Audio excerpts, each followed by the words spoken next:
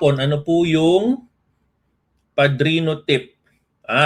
Talagang inantabayanan mo yan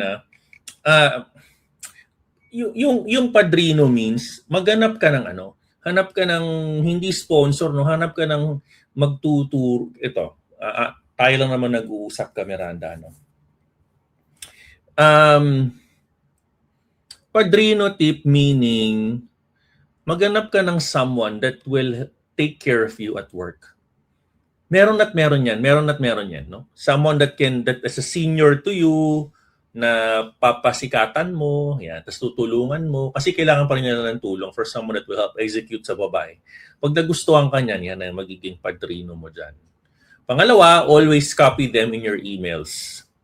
No? Copy your superiors in your emails. And ang phase 1, phase 2 level ng padrino system, Kamiranda.